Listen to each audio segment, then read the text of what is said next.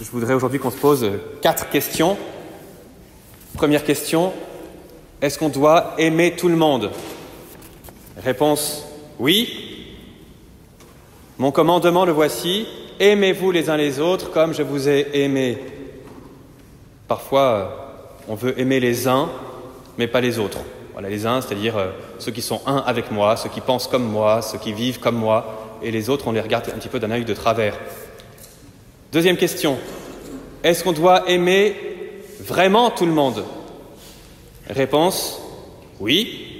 Aimez-vous les uns les autres comme je vous ai aimé. Et parfois, on aime les autres, mais pas les uns. C'est-à-dire, on préfère aimer ceux qui sont loin, on est prêt à rendre service à des populations lointaines, mais c'est la guerre au milieu de nos familles, on ne fait rien pour rafistoler les choses. Troisième question, est-ce qu'on doit vraiment aimer tout le monde? Réponse, oui. Aimez-vous les uns les autres comme je vous ai aimé. C'est l'amour du Christ pour nous qui est la source de l'amour que nous pouvons porter au monde, comme je vous ai aimé. D'où la quatrième question, comment? Comment faire pour aimer vraiment tout le monde? Eh bien, c'est le Christ qui nous donne la réponse, demeurez dans mon amour. Autrement dit, soyez enracinés dans l'amour que j'ai pour vous. Demeurez dans mon amour. On est comme un arbre, et Jésus nous dit, je vous ai choisi, je vous ai établi, ou enraciné si vous voulez, afin que vous portiez du fruit. Donc nous sommes comme un arbre qui doit porter de nombreux fruits d'amour, mais cet arbre doit avoir des racines bien plantées où il faut. Le seul souci, c'est que parfois nos racines ne sont pas bien plantées, pas dans la bonne terre.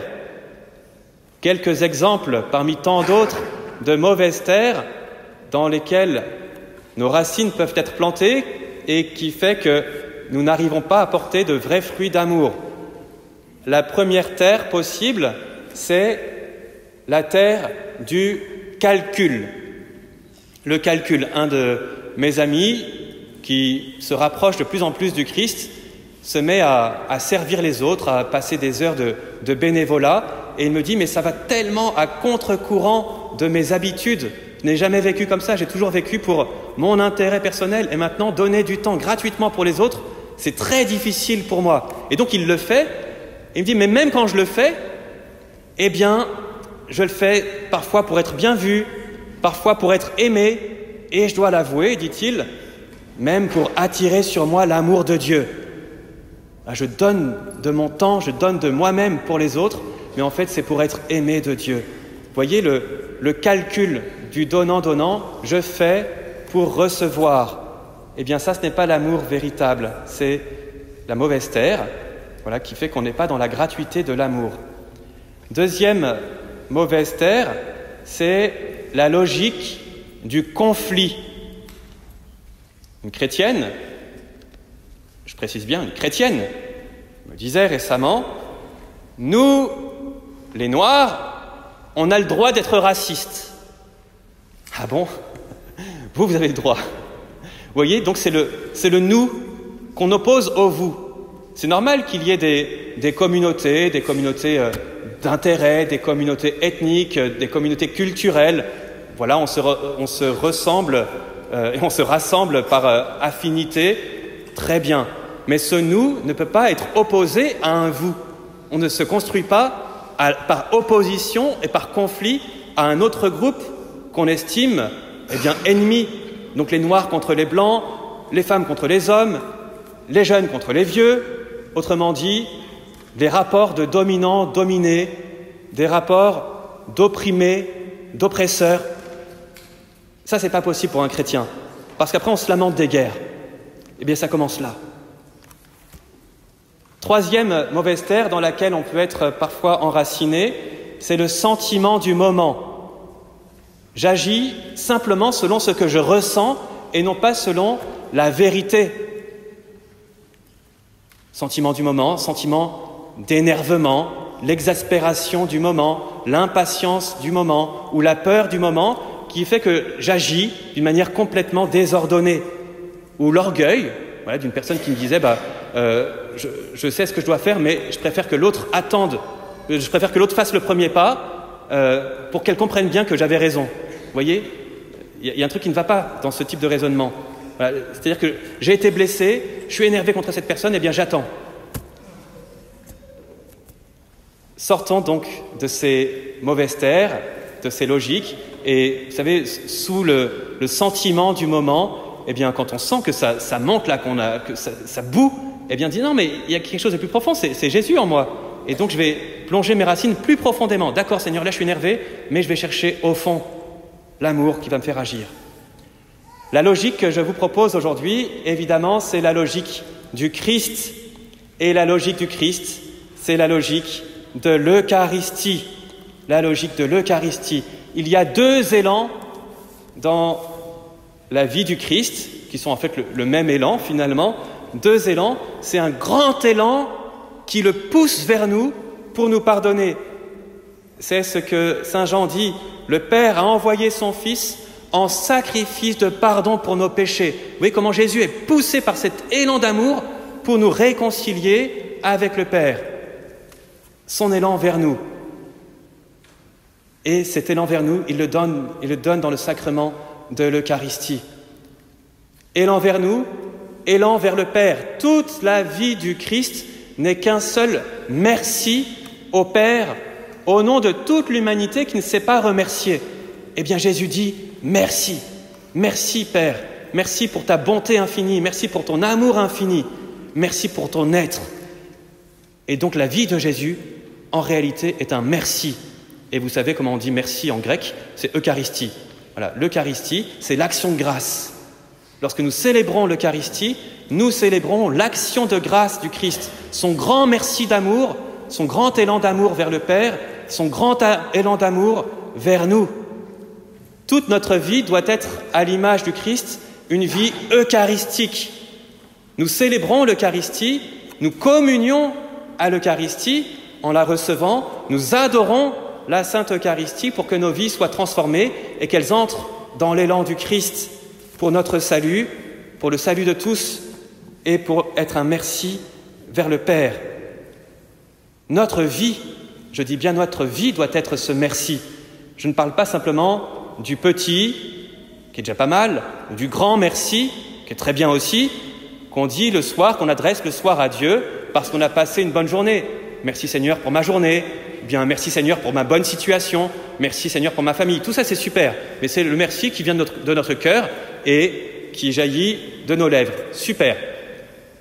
Mais ce n'est pas seulement le merci qui est prononcé, c'est le merci qui est vécu. Parce que si c'est simplement merci Seigneur pour ma petite situation, vous voyez, il y a encore une forme d'égoïsme. Non, je vais transformer ma vie pour en faire un merci pour toi, Seigneur. Ainsi, le bénévolat que je peux faire, le service que je peux rendre, ce n'est pas pour gagner l'amour de Dieu, c'est parce que je me sais infiniment aimé de Dieu. Et pour répondre à cet amour infini, eh bien, je fais aussi de ma vie un élan, un merci. Oui, Seigneur, je te dois bien ça, je te dois au moins ça, je voudrais tellement faire plus. Eh bien, reçois Seigneur le plus de mon cœur est un merci pour toi, ma vie est un merci pour toi, une vie eucharistique, élan vers les autres, merci vers le Père. Je pense à ce couple qui doit avoir 75 ans, avec lequel j'ai passé une bonne partie d'une après-midi récemment. J'étais émerveillé, après des dizaines d'années de mariage, de la communion qu'il y avait entre eux. Et je les voyais, voilà, discuter entre eux, discuter avec moi. Je voyais certaines de leurs attitudes et je voyais certaines choses qui, moi, m'auraient exaspéré. Par exemple, quand tel ou tel coupe la parole de l'autre. Moi, je me dis, laisse-le finir. Et en fait, tout était vécu de manière très fluide. C'était une très très belle communion. Et non seulement une communion entre eux, mais j'ai vu que dans leur vie, en fait, il y avait tellement de fruits autour d'eux. Ils n'ont pas simplement cherché à bâtir leur propre confort, mais ils ont essayé de faire de leur vie un service pour la communauté. Service pour la communauté chrétienne, service pour des associations. Vous voyez, un élan vers les autres. Vous voyez, une communion d'amour qui se vit au sein du foyer, qui rejaillit pour le bien de la société. Eh bien, c'est ainsi que devrait être notre communauté, une communion d'amour entre nous qui jaillit, qui donne de la vie autour. C'est ce que saint Jean-Paul II appelait une civilisation de l'amour.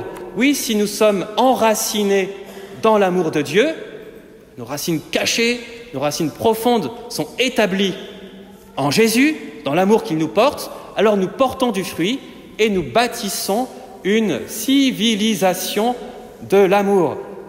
C'est ce que doit être l'Église, c'est ce que doit être notre communauté. Montrer au monde que cela est possible, cette communion d'amour. Alors, une civilisation de l'amour, c'est peut-être un petit peu grand, peut-être que ça dépasse largement nos vues, mais en fait c'est possible. Si déjà notre communauté est cette mini-civilisation, vous voyez, un village tout simplement, où on se connaît les uns les autres, on se rend service les uns aux autres, voilà, de l'entraide. Je suis très heureux d'ailleurs de retrouver au sein de notre communauté Pierre et Elisabeth. Voilà, on s'est enfin soucié d'eux et de leur présence. Merci. Eh bien, c'est très simple. Vous voyez, constituer ce petit village qui est en fait, ce village, une école. Parce que aimer, c'est difficile. Eh bien, on apprend. Voilà, comme ma nièce qui est tellement heureuse de pouvoir écrire. Voilà, elle a appris à écrire et elle est heureuse d'apprendre. Eh bien, ici, on apprend à aimer. Et je voudrais qu'on dise de cela de notre paroisse. Oui, ici, j'apprends à aimer. Et ici, je grandis dans l'amour. Donc, une école de don de soi. Une école où les plus jeunes apprennent des plus anciens à se donner.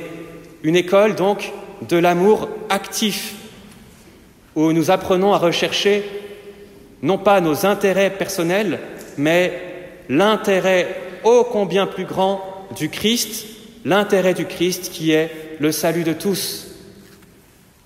Au nom du Père et du Fils et du Saint-Esprit. Amen.